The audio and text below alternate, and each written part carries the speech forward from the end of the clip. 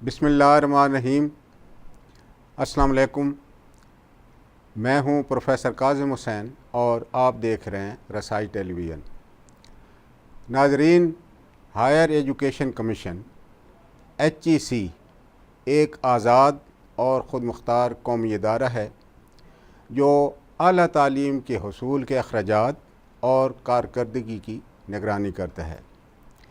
Higher education commission کی یہ ذمہ داری ہے کہ وہ اعلیٰ تعلیم کے لیے پالیسیاں تیار کرے اور معیار تعلیم کو اس حد تک بلند کرے کہ ہم انٹرنیشنل لیول پہ کمپیٹ کر سکیں۔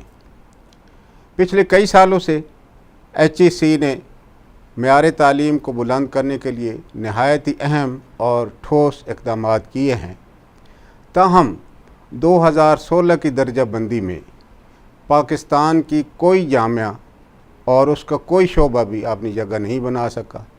یہ کیوں نہیں بنا سکا، اس کا ہم جائزہ لیں گے۔ ناظرین،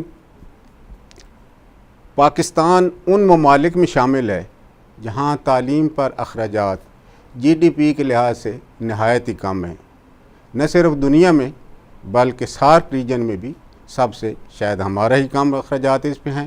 ہو سکتا ہے کہ تھوڑا سا ہم سے نیچے بنگلہ دیش ہو۔ ناظرین، یونائٹڈ نیشن کے مطابق ہمارے ملک کی 60% آبادی ایسے افراد پر مشتمل ہے جو کام کرنے کی عمر میں ہیں۔ تو اس کا مطلب یہ ہے کہ ہم نے یہ دیکھنا ہے کہ HEC کا جو رول اس میں ہے کہ کس قسم کے اور کتنے جاب کریٹ کرنے ہیں۔ ان مسائل پہ بات کرنے کے لیے آج ہم نے دعوت دی ہے پروفیسر امان اللہ خان صاحب سے۔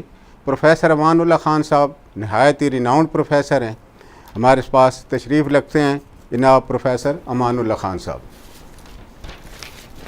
ناظرین، پروفیسر امان اللہ خان صاحب 1973 میں انہوں نے MBA کیا ہے IBA کراچی سے۔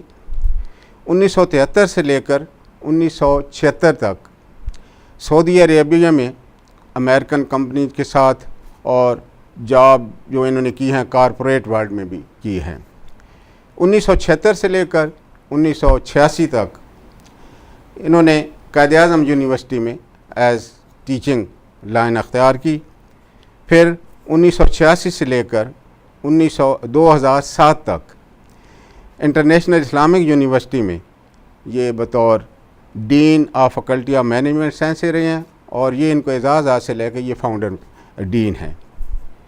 اس کے بعد 2007 سے اس دوران انہوں نے محمد علی جناح یونیورسٹی میں بھی ایز ڈین کام کیا۔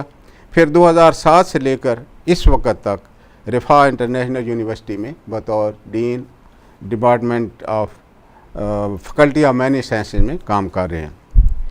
پروفیسر امان اللہ خان صاحب گزشتہ 10 سال سے کنوینر ہیں national curriculum review committee management sciences کی۔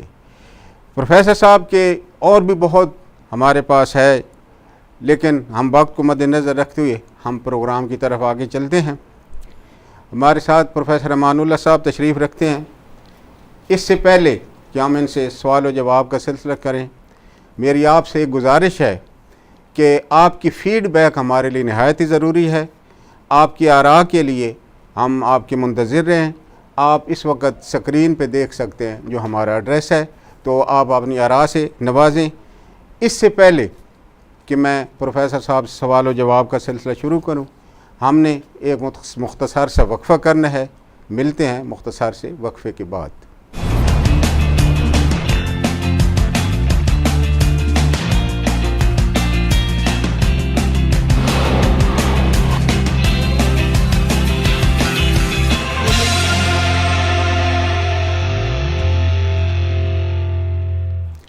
ویلکم ناظرین۔ پروفیسر صاحب، آپ گزشتہ 40 سال سے ہائر ایجوکیشن کے ساتھ وابستہ ہیں۔ آپ کے خیال میں اس عرصے میں کیا بہتری آئی ہے؟ آپ اس کو کس نظر سے دیکھتے ہیں؟ بہت شکریہ پروفیسر صاحب۔ سب سے پہلے تو میں رسائی ٹیلی ویژن اور آپ کا شکریہ ادا کرتا ہوں کہ مجھے اس موضوع پہ بات کرنے کا موقع آپ نے دیا، اور اس کے ساتھ ہی میں آپ کے ناظرین کے لیے یہ بتاتا چلوں کہ میں کوئی مورخ نہیں ہوں، میں ہائر ایجوکیشن کی تاریخ پہ بات نہیں کروں گا، نہ کسی ایجوکیشن پالیسیز پہ ڈسکشن کروں گا، میں اپنے 40 سال کے تجربات اور احساسات آپ کے سامنے رکھوں گا۔ ہائر ایجوکیشن کے بارے میں جو آپ نے پہلے بتایا اور اس میں ہائر ایجوکیشن کمیشن کا جو آپ نے رول بتایا وہ واقعتاً نہایت اہم ہے، اور پچھلے کچھ عرصے میں ہائر ایجوکیشن کمیشن نے ایک پورا سینیریو تبدیل کیا ہے پاکستان کے اندر، اور اس ہائر ایجوکیشن کمیشن کی اس میں بہت ساری کنٹریبیوشن۔ جی بالکل۔ البتہ ہمیں ہائر ایجوکیشن کمیشن کے علاوہ ہائر ایجوکیشن کو جب ہم دیکھیں کہ گلوبلی اور پاکستان کے انٹرنیشنل لیول پہ، اور اس میں کیا بہتری آئی ہے پچھلے کچھ عرصے میں یا کیا خامیاں پیدا ہوئی ہیں، ہائر ایجوکیشن کا جو مقصد ہے وہ اس پہ منحصر ہے کہ آپ کے معاشی پیراڈائم کیا ہے، آپ کا سوشل مائنڈ سیٹ کیا ہے، کیونکہ ایجوکیشن کا مقصد اسی سے وابستہ ہوتا۔ پچھلے 300-350 سال میں جو پیراڈائم سامنے آیا ہے اور جس کے اندر ہم لوگ رہ رہے ہیں، اس کو آپ کہتے ہیں کیپٹلزم۔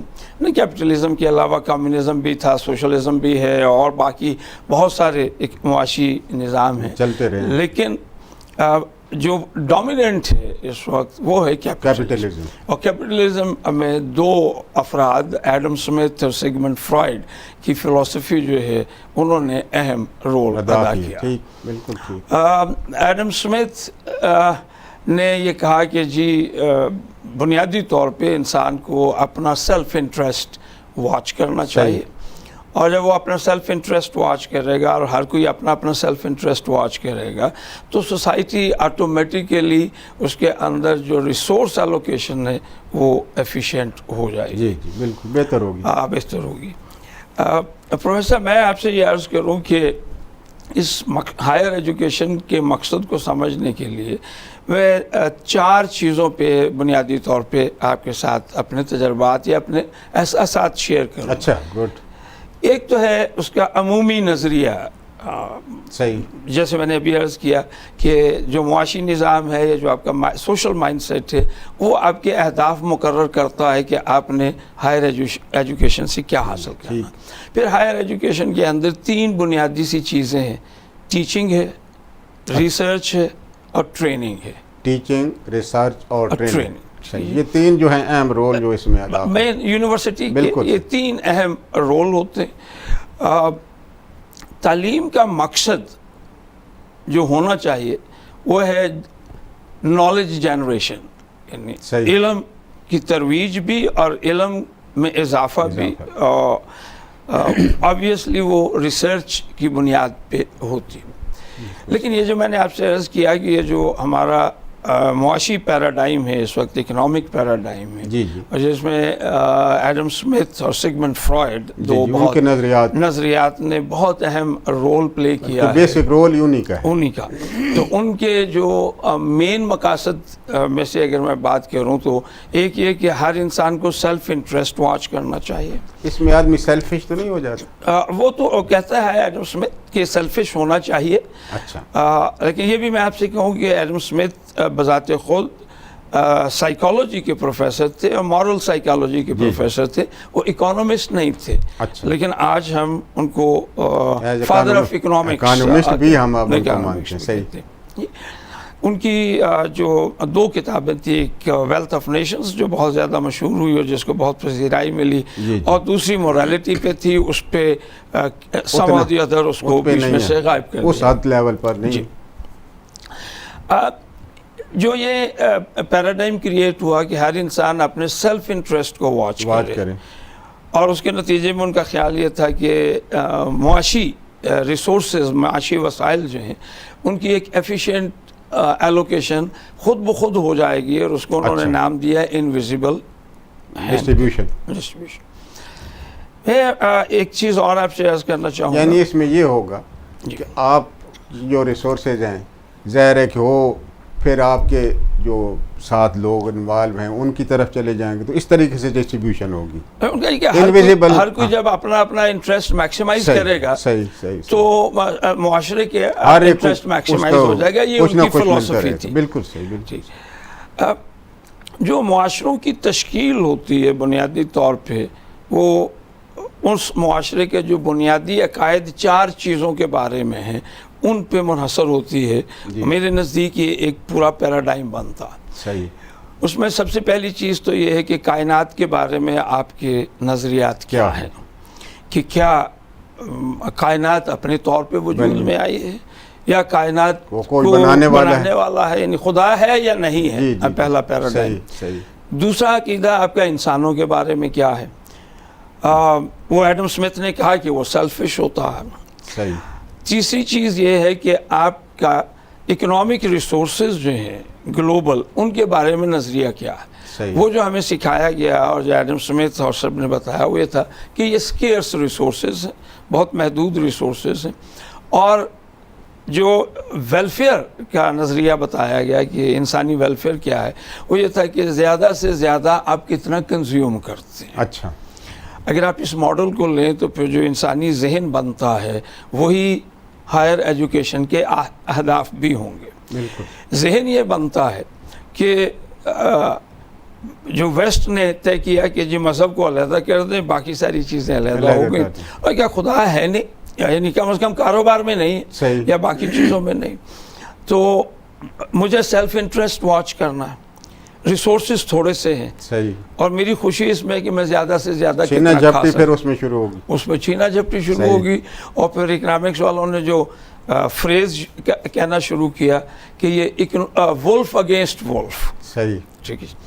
جو طاقتور ہوگا، وولف جو ایکسپرٹ ہوگا وہ لے جائے. جس بھیڑیے کے منہ میں اگر کوئی چیز ہے تو دوسرا بھیڑیا اس سے چھینے گا. یہ آج کا ایک بنیادی پیراڈائم ہے. بالکل صحیح. اس پیراڈائم کو آج کی ہائر ایجوکیشن نے مزید اس کو امپیٹس پرووائڈ کیا ہے. بجائے اس کے کہ اس پہ کوئی قدغن لگائی جاتی ہے یا انسانی ذہن تیز کیا گیا ہے، اس لیے عمل پیرا زیادہ ہو گیا. اس لیے اگر آج آپ دیکھیں تو ہائر ایجوکیشن میں ان مضامین کی ڈیمانڈ زیادہ ہے جہاں پہ جاب ہیں.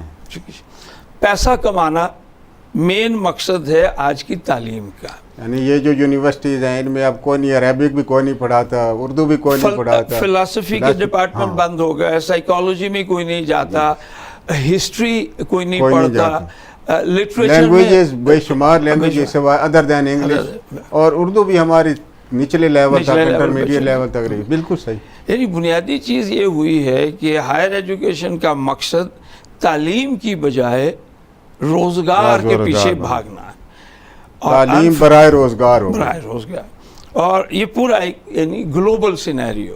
اچھا، میں کیونکہ مینجمنٹ سائنسز کا آدمی ہوں، شروع سے ہی بزنس ایڈمنسٹریشن آئی بی اے کراچی سے کیا، پھر قائد اعظم یونیورسٹی میں شروع کیا پڑھانا، اور آج تک تو میرا ایمفیسس زیادہ مینجمنٹ سائنسز کی ایجوکیشن پہ رہے گا، یا ریفرنسز میں وہاں سے زیادہ دوں گا. بالکل صحیح. کیونکہ نیچرل سائنسز کا پیراڈائم بالکل مختلف ہے. ظاہر ہے بیہیویئرل سائنسز کا پیراڈائم بالکل مختلف ہے. نیچرل سائنسز میں پروفیسر صاحب بات یہ ہے کہ اگر انسانوں کے نظریات غلط بھی ہوں تو کائنات کی جو ورکنگ ہے اس پہ کوئی اثر نہیں پڑتا. صحیح. مثلا انسان صدیوں تک یہ سوچتا رہا کہ زمین فلیٹ ہے. تو انسان سوچتا رہا لیکن زمین فلیٹ نہیں ہوئی، اور فرق بھی کوئی نہیں پڑا. صحیح. پھر انسان یہ سوچتا رہا کہ سورج جو ہے وہ زمین کے گرد گھومتا ہے، لیکن وہ نظریہ چلتا رہا.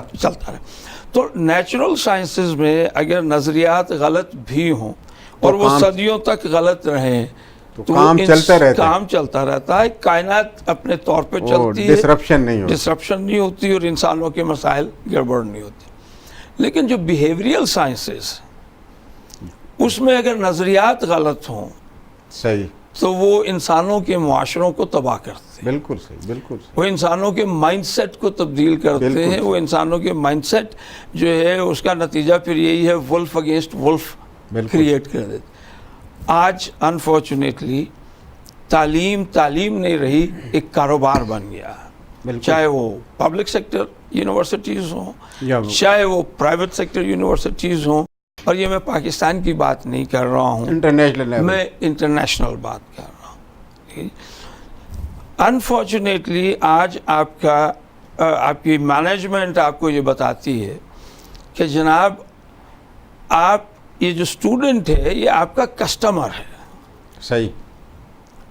تعلیم میں اگر ہم طالب علم کو کسٹمر کے طور پہ لینا شروع کر دیں گے تو پھر پروفیسر کیا ہوا؟ پروفیسر پھر ایک سیلز مین بن گیا. ٹھیک ہے. پروفیسر سیلز مین ہے، وہ کسٹمر ہے.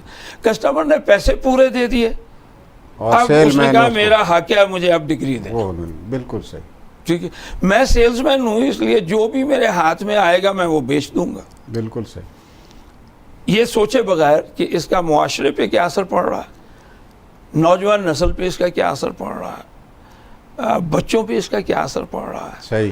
تو پہلے تو اہداف جو ہیں ہائر ایجوکیشن کے تبدیل ہونے چاہیے. اب education for the sake of education نہیں رہی، for the sake of job ہے، for the sake of job ہے، for the sake of making money. تعلیم دینے والے بھی اور تعلیم لینے والے بھی، دونوں کے لیے وہ جس کو آپ کہتے ہیں جی انٹرنسک موٹیویشن. صحیح. کسی کام کو اس لیے کرنا کہ آپ اس کام کو پسند کرتے ہیں، نالج اس لیے حاصل کرنا کہ نالج کی ایک اہمیت ہے، وہ سارا ختم ہو گیا ہے. اس لیے جو اہداف ہے تعلیم کے وہ تو میرا خیال ہے ہمیں بہت سیریسلی دوبارہ سے سوچنا ہوگا، ریوائز کرنے ہوں گے. یونیورسٹیز کیا کہہ رہے ہیں؟ انفارچونیٹلی ہم نے بہت بہتر کیا ہے، کسی کی بھی بہت کنٹریبیوشن ہے، لیکن ہر جگہ پہ ایک ہی بات ہوتی ہے کہ جی مارکیٹ کی نیڈ کیا ہے، مارکیٹ کو دیکھیں. یہ یونیورسٹیز کا کام نہیں ہے کہ وہ مارکیٹ کی نیڈ کو دیکھیں. یونیورسٹیز کا کام ہے کہ وہ انسانوں کو ایجوکیٹ کریں، انسانوں کے مائنڈ سیٹ ٹھیک کریں اور ایک بہتر معاشرہ تشکیل کریں. بالکل صحیح. ناظرین، ہم اس پروگرام کو جاری رکھ رہے ہیں لیکن ایک مختصر سا وقفہ لینا ہے، اس کے بعد ہم دوبارہ ملتے ہیں. مجھے امید ہے کہ آپ ہمارے ساتھ رہیں گے.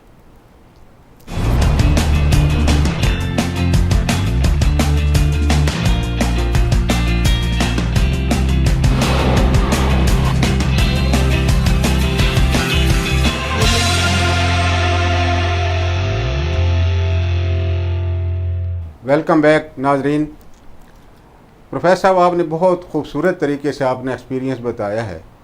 تو اب یہ اس وقت جو آپ نے 3 یونیورسٹی کے اہم رول بتائے تھے، اس میں ٹریننگ بھی ہے، ٹیچنگ بھی ہے اور ریسرچ بھی ہے. تو پہلے ہم اگر ریسرچ پہ آ جائیں. پروفیسر میری خواہش ہوگی کہ پہلے ہم ٹیچنگ پہ بات کریں، ریسرچ اور پھر ٹریننگ. ٹھیک ہے. تو ٹیچنگ میں آپ کا کیا ایکسپیرینس ہے کہ اس میں جو ہم تعلیم دے رہے ہیں کیا یہ اپ ٹو لیول ہے، انٹرنیشنل لیول پہ ہم اس کو کمپیٹ کر سکتے ہیں؟ اسی جو ہمارے کورسز ہیں اور جو طریقہ ہے، جو لینگویج ہم استعمال کر رہے ہیں، تو اس سلسلے میں آپ کے کیا خیالات ہیں؟ پروفیسر، ٹیچنگ میں 2 اہم چیزیں ہیں. ایک ہے کریکلم، ہم پڑھا کیا رہے ہیں، اور دوسرا ہے ٹیچنگ میتھڈولوجی، ہم اس کو کیسے پڑھا رہے ہیں. صحیح. انفارچونیٹلی ورلڈ وار کے بعد جب امریکہ اور یورپ، بلکہ امریکہ خاص طور پہ سپر پاور کے طور پہ ابھرا، جب ان دونوں کی ڈومیننس آ گئی، تو اس وقت ایک نظریہ سامنے آیا کہ جو ماڈل وہاں پہ کامیاب ہے وہ ماڈل ہر جگہ کامیاب ہوگا. امریکہ میں یا انگلینڈ میں جو ماڈل ہے کامیاب ہے، that is suitable for whole world. اور وہ جو زمانہ تھا ڈاکٹر محبوب الحق اور اس وقت کے لوگ جو ہیں وہ سارے ماڈل اٹھا کے لے کے آئے. اچھا. میں صرف کیونکہ مینجمنٹ سائنسز سے زیادہ واقف ہوں اس لیے میں اس پہ زیادہ بات کروں گا، لیکن میرا یقین یہی ہے کہ سوشیالوجی والے بھی یہی کام کر رہے ہیں، اکنامکس والے یقیناً یہی کام کر رہے ہیں، وہ تو اس پہ تو مجھے کوئی شک نہیں ہے. اسی طریقے سے باقی جو بیہیویئرل سائنسز کے سبجیکٹس ہیں وہ وہی کام کر رہے ہیں. بالکل صحیح. نیچرل سائنسز میں جب آپ ایڈوانسڈ کنٹریز کے ماڈل کو اٹھا کے آپ نے اپنے پاس لے کے آتے ہیں تو وہ ایکسیپٹیبل ہے, وہ سمجھ میں آتا ہے. صحیح. آپ ٹیکنالوجی بہتر کر رہے ہیں, آپ زبردست, اس میں کوئی مسئلہ نہیں ہے. لیکن جب آپ بیہیویئرل سائنسز میں اس کو لے کے آئیں گے تو جو چیز ایک کلچر میں ٹھیک ہے وہ ضروری نہیں ہے کہ دوسرے کلچر میں بھی ٹھیک ہو. ہر کلچر کی اپنی نارمز ہوتی ہیں, اپنی نارمز, اپنی ضروریات ہیں, اپنی ویلیوز. ٹھیک ہے. 1970 تک تو یہ ماڈل چلتا رہا اچھا. کہ جی جو ماڈل امریکن ماڈل ہے اور جو یورپین ماڈل ہے وہ کامیاب ہے, اس لیے اس کو جا کے چلی میں بھی لگا دیں, پاکستان میں بھی لگا دیں, افریقہ میں بھی لگا دیں, اسی کو فالو کریں کہ وہ ترقی کر گئے ہیں, اس کو دیکھ کے لہٰذا ہمارے لیے بھی یہ سوٹیبل ہے. صحیح.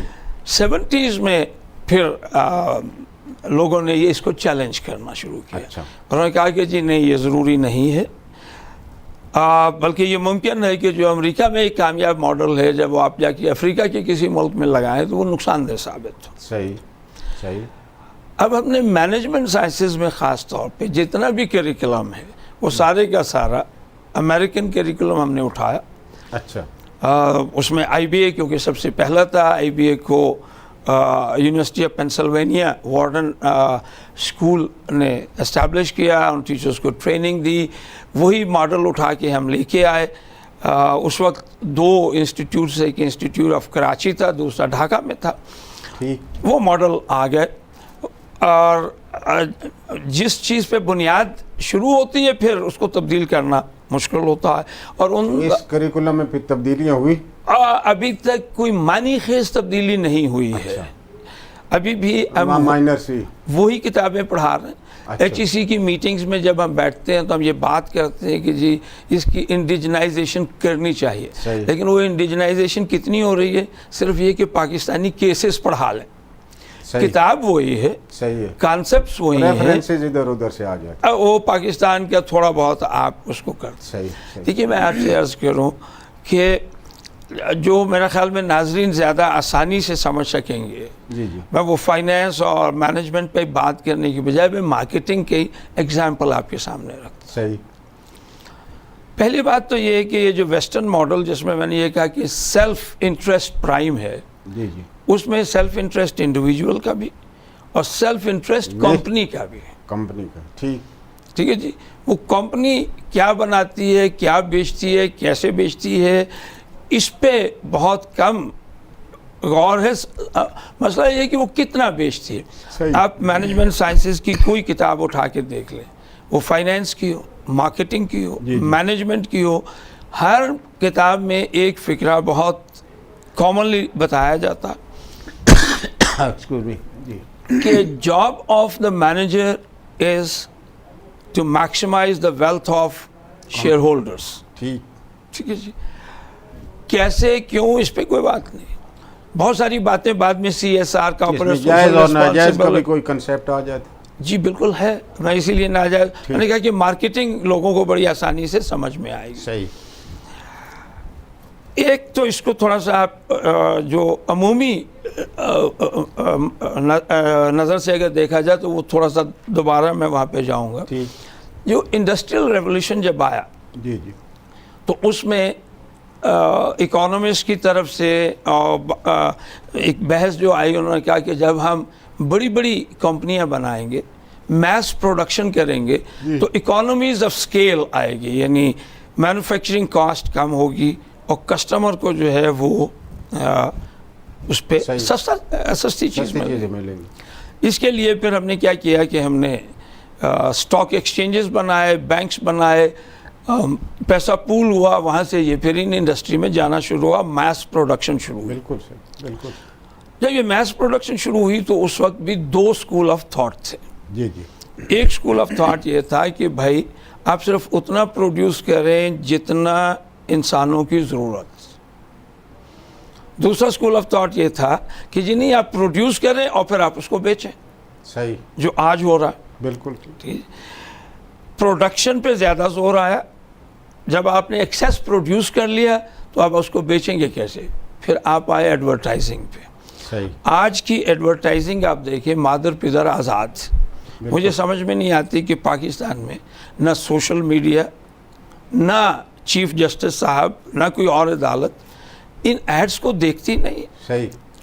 بہت ساری ایڈز ایسی ہیں کہ جو پورنوگرافی کے بالکل قریب. بالکل صحیح آپ کہہ رہے ہیں, اور ہائیلی آبجیکشنیبل, آپ دیکھ نہیں سکتے فیملی کے ساتھ بیٹھے ہوئے, لیکن وہ چل رہی غیر ضروری اور ان کا کوئی ریلیونس نہیں بنتا. بالکل. میں عام طور پہ چیلنج کرتا ہوں کہ جی آپ مجھے ایک ایڈ ایسی دکھا دیں جو سچ پہ مبنی ہو. جی وہ سافٹ ڈرنک ہو, آپ سافٹ ڈرنک پئیں اور آپ ہوا میں اڑنا شروع کر دیں. جی آپ کوئی کریم ملیں اور 15 دن میں آپ گورے ہو جائیں. آپ کوئی شیمپو لگائیں اور آپ کے بال پاؤں تک چلے جائیں. ٹو دی ایکسٹینٹ کہ اگر آپ اسلامک بینکس اور جس کے ساتھ اسلامک بھی لگا ہوا ہے, آپ ان کی بھی ایڈز دیکھیں تو اس میں بھی آپ کو سچ پوری طرح سے نظر نہیں آئی. تو ہم نے ایک جھوٹ, فریب اور ایلیوژن کے کلچر کو ڈیولپ کیا. مارکیٹنگ کے ذریعے سے زیادہ سے زیادہ منافع کمایا جائے. بالکل. آپ جو مرضی پروڈیوس کریں. مثلا جب یہ کہتے ہیں کہ جی غربت ہے پورے گلوبل لیول پہ, اور اس میں ہم جو پڑھا رہے ہوتے ہیں, کیریکولم جو ہے وہ یہ پڑھا رہا ہوتا ہے کہ زیادہ سے زیادہ پروڈکشن آپ کریں. صحیح. یونائٹڈ نیشنز کی پروفیسر صاحب جو 2010, میں اس پہ لیٹسٹ بھی اگر کسی اگلے پروگرام پہ بات ہوگی تو میں آپ کو بتاؤں گا. یو این, اس وقت مجھے سائٹ اس کی یاد نہیں آ رہی, وہ میں سائٹ ناظرین کے لیے بعد میں بتا بھی دوں گا. 2010 میں جو دنیا کی ٹوٹل پروڈکشن تھی, زرعی پروڈکشن اور وہ سارا کچھ, وہ جو 7 ارب انسان آج آپ کا تقریباً ہے, اس کی تمام غذائی ضروریات پوری کرنے کے لیے کافی تھا.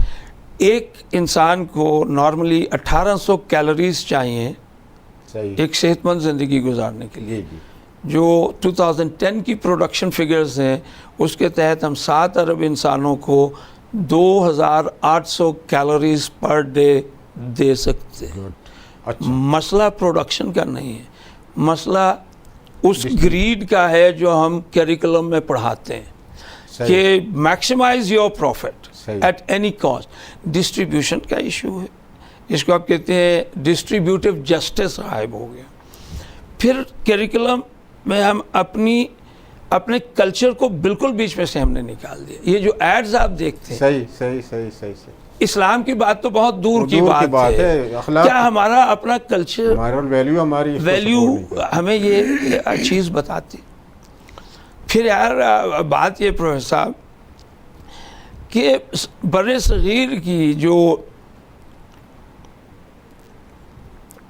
آپ کی تاریخ ہے 6000 سال سے بھی زیادہ پرانی, اس میں یار کوئی مینجمنٹ وزڈم ہوگی یا نہیں ہوگی؟ ہم نے وہ ساری کی ساری نکال دی ہے. کوئی سندھ میں کوئی وزڈم ہوگی, کوئی پنجاب میں وزڈم ہوگی. پختونخوا کا پٹھان دنیا کی ہر جگہ پہ جا کے بزنس کرتا, اربوں روپے کا بزنس کرتا رہا ہے. ہم اس سے نہیں سیکھتے کہ یار وہ کیسے کر رہا ہے, ہم بلکہ اس کو سکھانا شروع کر دیتے ہیں. امریکہ کا ماڈل یہ ہے تو میں سے کر. صحیح. تو یہ جو چیزیں کیریکولم ہمارا ایٹ لیسٹ مینجمنٹ سائنسز میں ریلیونٹ ہے.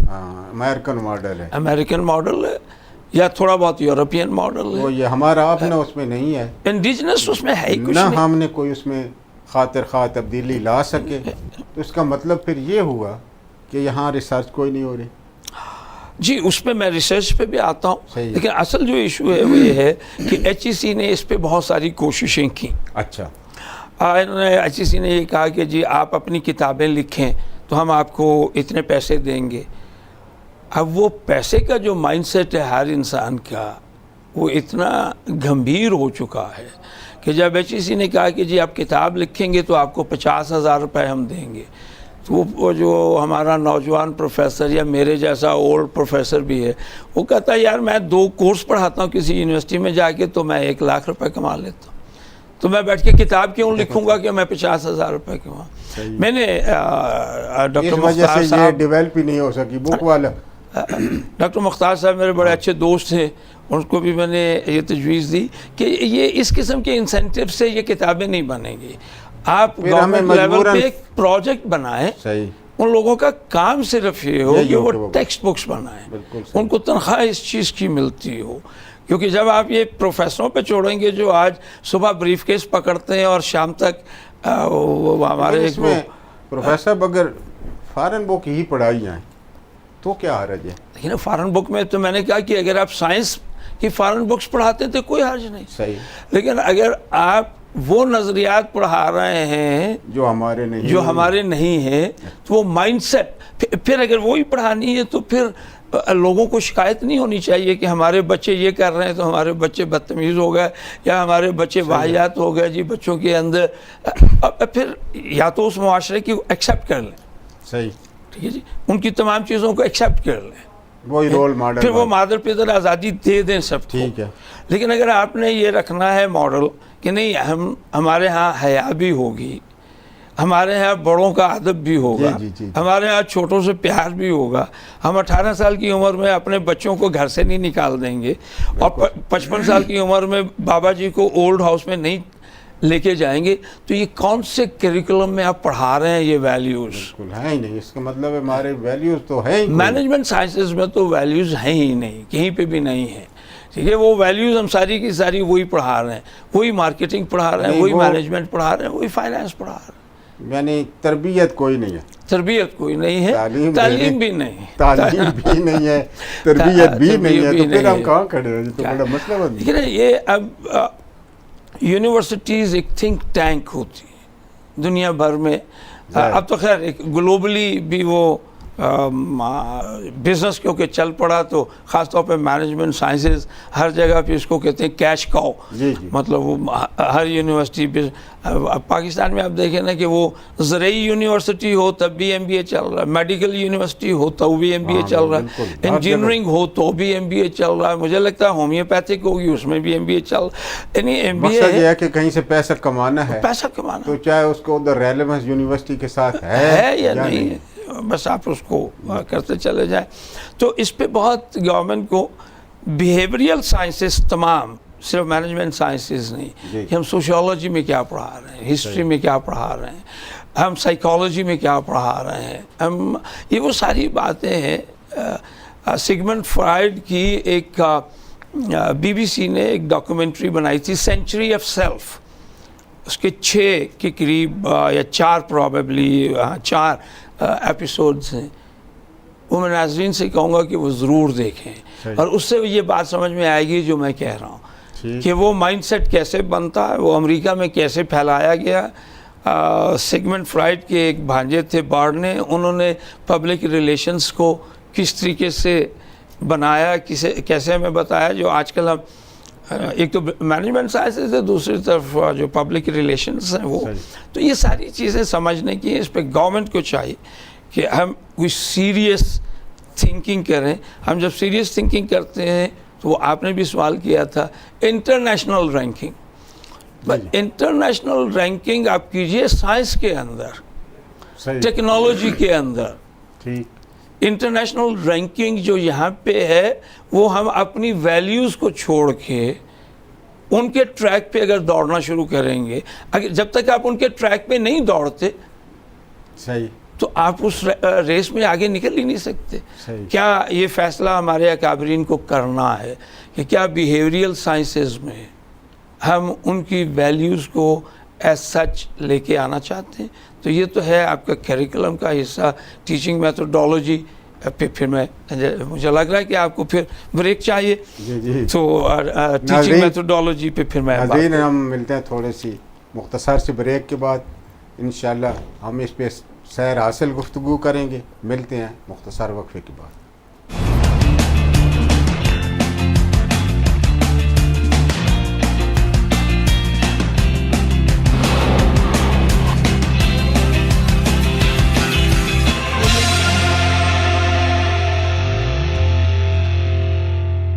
ویلکم بیک ناظرین. پروفیسر صاحب, آپ نے ٹیچنگ کے بارے میں 2 باتیں بتائی تھیں, ایک کریکولم ہے, ایک ٹیچنگ میتھڈالوجی ہے. کریکولم پہ آپ نے بہت اچھا ہمیں بتایا. تو یہ جو ٹیچنگ میتھڈالوجی ہے اصل تو وہی ہے کہ the way you convey, method of conveying, یہ میں سمجھتا ہوں کہ بہت ہی اہم چیز ہے. تو اس پہ آپ کے کیا خیالات ہیں کہ یہ کیسے ہونا چاہیے ٹیچنگ میتھڈالوجی میں؟ اور آج کل ہمارے جو کالج لیول ہے, یونیورسٹی لیول ہے, اس کے اوپر جو ٹیچنگ میتھڈالوجی اس وقت اڈاپٹ کی جا رہی ہے, کیا آپ اس سے مطمئن ہیں یا وہ بھی صحیح نہیں ہے, اس میں بھی تبدیلیوں کی ضرورت ہے؟ اچھا, میرے اس میں بھی شاید کچھ میرے ساتھی کہتے ہیں کہ میں ریولوشنری قسم کے آئیڈیاز پیش کرتا ہوں. ممکن ہے یہ بھی ریولوشنری آئیڈیا ہو, لیکن میری اپنی اوپینین جو ہے وہ میں آپ تک پہنچا رہا ہوں, ناظرین تک پہنچا رہا ہوں. دیکھیے, ٹیچنگ میتھڈالوجی کے پھر دو حصے ہیں. ایک تو یہ کہ آپ کا طریقہ کار کیا ہے, اور دوسرا کہ اس کی لینگویج کیا. طریقہ کار اور لینگویج. طریقہ کار کیا آپ لیکچرز دے رہے ہیں یا کوئی پارٹیسپیٹری چیز کر رہے ہیں اس میں لوگوں کو. یہ دنیا بھر میں اب یہ ایک جانی پہچانی سی چیز ہے کہ ٹیچنگ کا طریقہ کار اسٹوڈنٹ اورینٹیڈ ہونا چاہیے, نہ کہ ٹیچر اورینٹیڈ ہو. ابھی تک جو ہم کر رہے ہیں اسکول سے لے کے, ہم بچوں کے اندر تھنکنگ سکلز پیدا نہیں کرتے, کریٹیوٹی پیدا بتا دیتے ہیں چیزیں. ہم آ کے تو ان کو بتانا شروع کرتے ہیں یہ ہے اور یہ ٹھیک ہے اور بس یہ تم یاد کر لو. ایک قسم کے ہم انفلیکٹ کر رہے ہوتے ہیں اپنی نالج, اور ان کو وہ سوالات ہم ریز نہیں کرتے کہ وہ سوچیں اور ان کا وہ جواب دیں. انفارچونیٹلی یونیورسٹیز میں بھی ہم یہی کام کر رہے ہیں. لیکچر دینا جو ہے وہ سب سے پری ڈومیننٹ میتھڈالوجی اس وقت ہے, اور اس میں بھی ٹیکنالوجی کے جہاں پہ بہت سارے فوائد ہیں, اس کے کچھ نقصانات بھی ہیں. اور وہ یہ ہے کہ آج کل کیونکہ وہ نیٹ پہ ہی پڑی ہوئی پاور پوائنٹ سلائیڈز آپ کو مل جاتی ہر سبجیکٹ میں, ہر ٹاپک پہ. تو وہ نوجوان کیا میرے جیسے بزرگ بھی, انہوں نے ایک آسان طریقہ تلاش کر لیا, وہاں سے لے لی چیز اور وہاں سے ڈاؤن لوڈ کریں, کلاس میں آ کے آپ اس کو پڑھ دیں. ٹھیک ہے, کوئی انٹر ایکٹیو ڈسکشن نہیں ہے. یونیورسٹیز نالج کریٹ کرنے کا ذریعہ ہوتی ہے. بالکل صحیح. ریسرچ تو بات کی بات ہے, نالج کریشن کا جو سب سے بڑا ذریعہ ہے وہ ہے ڈائیلاگ, کہ آپ کلاس کے اندر ایک ڈائیلاگ جنریٹ کریں, آپ سوالات اٹھائیں جس پہ اسٹوڈنٹس بھی اپنی اوپینین دیں, آپ بھی اپنی اوپینین دیں. اسٹوڈنٹس کو موقع دیں کہ وہ آپ کی اوپینینس کو کریٹیکلی ایویلیویٹ کریں, وہ آپ کی اوپینین سے 180 ڈگری دوسری طرف جا کے بات کریں. صحیح.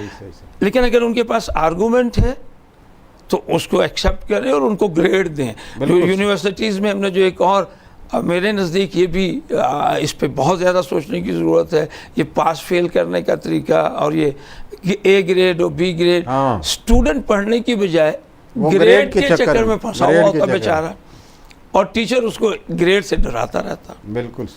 تو ٹیچنگ میتھڈالوجی میں ایک ہمیں تبدیلی لانے کی ضرورت ہے. It has to be interactive. یہ ایک برین سٹارمنگ ٹائپ چیز ہونی چاہیے جس میں بہت کرٹیکل نوعیت کے کویشچنز اٹھائے جائیں. جی. اس میں سر یہ میں آپ کو انٹرپٹ کر رہا ہوں, تو یہ جو ٹیچر ہے اس کے کالج لیول پہ, یونیورسٹی لیول پہ پہلے کوئی ٹریننگ ہی نہیں ہوتی کہ بھائی آپ نے کیسے جا کے پڑھانا ہے. جو اس نے اپنے ٹیچر سے سنا, جیسے سنا, جس انداز سے سنا, جو پسند ہے اس کا وہ اڈاپٹ کر لیتے ہیں. یہ آپ نے بہت ہی اہم نقطہ ریز کیا ہے. وہی ہے کہ دیکھیں, آپ پرائمری اسکول کے ٹیچر کو ٹریننگ دیتے ہیں, آپ مڈل اسکول کے ٹیچر کو ٹریننگ دیتے ہیں, آپ ہائی اسکول کے بی ایڈ ایم ایڈ جیسا کیسا بھی ہے کچھ تو بتاتے ہیں. بہت اعلیٰ اس کی ٹریننگ ہے. ایک آپ اس کو بتاتے ہیں, اس نے جا کے کلاس روم میں کرنا کیا. بالکل صحیح. یونیورسٹی لیول پہ ادھر وہ ماسٹرز ڈگری حاصل کرتا, ادھر آپ اس کو اپوائنٹ کر دیتے. بالکل صحیح. ہم نے بھی غلطیوں سے اور تجربوں سے سیکھا, اور اس کی کاسٹ بہت بڑی ہے, اس لیے کہ اس کی کاسٹ پے کرتا ہے اسٹوڈنٹ. جو غلطیاں میں کر رہا ہوں, جو میں غلط پڑھا رہا ہوں, جو نظریات صحیح نہیں ہیں, جو طریقہ کار صحیح نہیں, وہ تو ایک پوری پود میں نے اس میں سے گزار دی نا. بالکل صحیح. اس کا پھر معاشرے پہ اثر پڑتا ہے اس کا وہ سارا. بالکل صحیح. دوسرا جو اہم حصہ ہے, یعنی یہ پہلے والے حصے پہ میں صرف اس نوٹ پہ بات ختم کروں گا کہ اس پہ بھی ہمیں بہت سیریسلی سوچنے کی ضرورت ہے. ایچ ای سی سیمینارز بھی کرواتا ہے, ایچ ای سی اور بہت کچھ, ایچ ای سی کی بہت ایفرٹس ہیں, لیکن امپلیمنٹیشن والی سائٹ پہ کچھ نظر نہیں آتا. کچھ نظر نہیں آتا. وہی پرانا کہ ہم نے اپنے باپ دادا کو ایک طریقہ پر پایا تھا, ہم اسی کے پیروکار ہیں. جس طریقے سے ہم نے اپنے استاد سے پڑھا تھا ویسے ہی ہم آگے پڑھائیں گے, جو ہم نے اپنے استاد سے پڑھا تھا وہی آگے پڑھائیں گے. دوسرا پروفیسر صاحب ایک بہت ہی اہم ایشو ہے جس پہ یہ قوم میرا خیال ہے 47 سے ڈسکس کرتی چلی آ رہی ہے اور کسی نتیجے پہ ہم نہیں پہنچ پا رہے ہیں، وہ ہے میڈیم آف انسٹرکشن، انگریزی۔ بالکل صحیح۔ ہم پوری قوم کو انگریزی سکھانے پہ لگے ہوئے ہیں، اور پھر بھی نہیں سیکھ سکتے، ممکن نہیں۔ صحیح۔ میں آپ کو ایک تو تھوڑا سا مزاحیہ انداز میں ایک چھوٹی سی بات کرتا ہوں، پھر میں بتاتا ہوں اس کا حل کیا۔ میں اکثر اپنے اسٹوڈنٹس کو جب دیکھتا ہوں اور اساتذہ کو، وہ ایک بیچارہ خضدار سے، پسرور سے، ادھر گدورہ مزئی سے، کہیں سے وہ بیچارہ پسماندہ علاقوں سے بچے آ گئے، داخلہ آپ نے دے دیا۔ اب جب آپ اس کو پہلی اسائنمنٹ دیتے ہیں انگریزی میں، تو وہ بچہ نماز نماز پڑھتا ہے، بڑا اچھا ویلیوز ہے اس کی، تو اب وہ اپنی ڈکشنری کھولتا ہے، کتاب پہ انڈر لائن کرتا ہے، اس کو پڑھنے کی کوشش کرتا ہے کہ آدھے گھنٹے بعد وہ تھک جاتا ہے۔ پہلے تو معنی تلاش کر رہا ہوگا، یہ اس کا کیا مطلب ہے؟ اور پھر وہ جب اس طریقے سے معنی تلاش کرے گا تو کانسیپٹ اس کو نہیں آئے گا، وہ فکروں کا کوئی لٹرل میننگ کر لے گا۔ بالکل صحیح۔ وہ تنگ آ کے اپنے دوست کو فون کرتا ہے کہ یار امان اللہ صاحب، یار آپ نے وہ کر لی اسائنمنٹ؟ کر لی ہے یار، وہ مجھے بھی بھیج دو۔ ٹھیک ہے، پھر وہ جب یہ کرتا ہے تو اس کو خیال آتا ہے یہ میں نے گناہ کیا، وہ پھر نفل پڑھتا ہے، اللہ سے معافی مانگتا ہے، پھر اگلے ہفتے پھر وہی کام ہوتا ہے، صحیح ہے، پھر وہ بغیر نفل پڑھے معافی مانگتا ہے، صحیح، لیکن بعد میں ایڈکٹ ہو جاتے، وہ ایڈکٹ ہو جاتا ہے۔ ہم اس کو کرپشن کی، چیٹنگ کی عادت ڈال دیتے ہیں۔ بالکل صحیح۔ سائیکالوجسٹ اس کو کہتے ہیں سلپری سلوپ، ہم اس کو سلپری سلوپ پہ ڈال دیتے ہیں۔ جب تک وہ ڈگری لے کے پاس آؤٹ ہوتا ہے وہ ماسٹر چیٹر ہوتا ہے، اس کو سارا، پھر ہم کہتے ہیں معاشرے میں کرپشن آ رہا ہے، it's a factory of corruption, corrupt کر رہے ہیں ہم خود کر رہے ہیں، مائنڈ سیٹ۔ اس کا سر نتیجہ جو سلسلہ ہے، اس کا مطلب یہ ہے کہ مدر لینگویج میں ہونا چاہیے۔ جی بالکل، میں آپ کو اس کی کوریا کی ایگزامپل دوں گا۔ ضیاء الحق صاحب کے زمانے میں ایک ڈیلیگیشن گیا تھا کوریا، اور اس وقت کسی نے، مجھے یہ یاد نہیں کہ یہ کالم کس کا ہے، اگر کوئی ناظرین میں سے سن رہے ہو اور ان کو یہ پتہ ہو، ایک صحافی نے آ کے ایک کالم لکھا، اس نے کہا کہ جی ہم نے کورین سے جا کے یہ کہا کہ ایک زمانہ تھا آپ ہمارے پاس آئے تھے 5 ایئر پلان لینے کے لیے، وہ لے گئے، پھر آپ ترقی کرتے کرتے یہاں تک پہنچ گئے، اسی پلان کے اوپر آپ اتنی ترقی کر گئے۔ دیکھیں کہ آپ اپنی ترقی کا راز بتائیں، تو انہوں نے کہا جی آپ کو بتائیں گے۔ کہتے ہیں وہ آخری دن ہمیں کیپٹل سے کوئی 30-40 کلومیٹر باہر لے کے چلے گئے پورے قافلے کو۔ اچھا، ایک بڑی ساری عمارت تھی، کہتے ہیں ہم سمجھے کہ یہ شاید کوئی اٹامک ری ایکٹر ہے یا کوئی سائنس کا کوئی بہت بڑا کمپلیکس ہے۔ وہاں پہ جا کے پتہ چلا کہ وہ ٹرانسلیشن بیورو ہے۔ اچھا، اور وہاں پہ چند ہزار ٹرانسلیٹرز بیٹھے ہوئے۔ دنیا کی کسی زبان میں کوئی تحقیق ہوتی ہے وہ کورین زبان میں ٹرانسلیٹ ہوتی ہے اور 15 دن کے اندر اندر اس ریلیونٹ ڈپارٹمنٹ کو پہنچ جاتی ہے۔ دس از دا وے، دس از دا وے۔ کیا بات! آپ ایک ٹرانسلیشن بیورو بنائیے جو اب آپ انگریزی پڑھا کے، اچھا ٹھیک، کیا ساری ریسرچ انگریزی میں ہو رہی ہے؟ جاپنیز میں ہو رہی ہے، چائنیز میں ہو رہی ہے، کورینز میں ہو رہی ہے، اور دنیا کی فرینچ میں ہو رہی ہے، تو کیا انگریزی پڑھنے کے بعد پہ ساری ریسرچ پہ آپ کی دسترس ہو جائے؟ نہیں ہو سکتی، اور آپ پوری قوم کو انگریزی نہیں سکھا چکر میں سکتے۔ ڈال دیا ہم نے۔ یہ ہمیشہ تاریخ یہ بتاتی ہے کہ جو ایلیٹ گروپ ہوتا ہے اس کی اپنی ایک زبان ہوتی، بالکل صحیح، اس زبان کے بل بوتے پہ وہ حکومت کرتے ہیں۔ آج کی ایلیٹ کی زبان انگریزی ہے۔ جب مغل آئے تھے اور دلی میں اردو معلّہ ایلیٹ کی زبان تھی، جس کو اردو معلّہ نہیں آتی تھی وہ شہنشاہ کے دربار تک اس کی رسائی نہیں تھی۔ تو یہ انگریزی جو ہے یہ 90% ٹائم ہمارے اس میں ضائع ہوتا ہے ڈرافٹنگ میں، اور یہ فلاں بڑا انٹیلیجنٹ آدمی بڑا اچھا ڈرافٹ کرتا ہے۔ میرے خیال میں اس پہ بہت سیریس تھنکنگ کی ضرورت ہے، اور میں نے آپ کے ساتھ اپنا تجربہ شیئر کیا ہے کہ ہم اپنے اسٹوڈنٹس کی کریٹیوٹی کل کر دیتے ہیں انگریزی کی وجہ سے، اور ان کو ہم انفیریورٹی کمپلیکس میں مبتلا کر دیتے ہیں۔ بہت اچھے پروفیسر صاحب، آپ نے بہت ہی خوبصورت طریقے سے جو ایچ ای سی کا رول ہے اس کا ایک حصہ بھی بیان ہوا ہے، 2 رہتے ہیں. 2 رہتے ہیں. ناظرین، HEC آج کے زمانے میں معاشی اور سماجی زندگی میں نہایت ہی اہم رول ادا کر رہا ہے. HEC کو جاننا نہایت ہی ضروری ہے. HEC میں کیا کیا کام ہو رہا ہے، کیا اور ہونا چاہیے، اس کے اوپر ہم اگلے پروگرام میں نیکسٹ ایپیسوڈ میں بات کریں گے. انشاءاللہ آپ ہمارے ساتھ رہیں گے. آپ کا پروفیسر صاحب شکریہ. ناظرین، آپ کا بھی بہت شکریہ. السلام علیکم.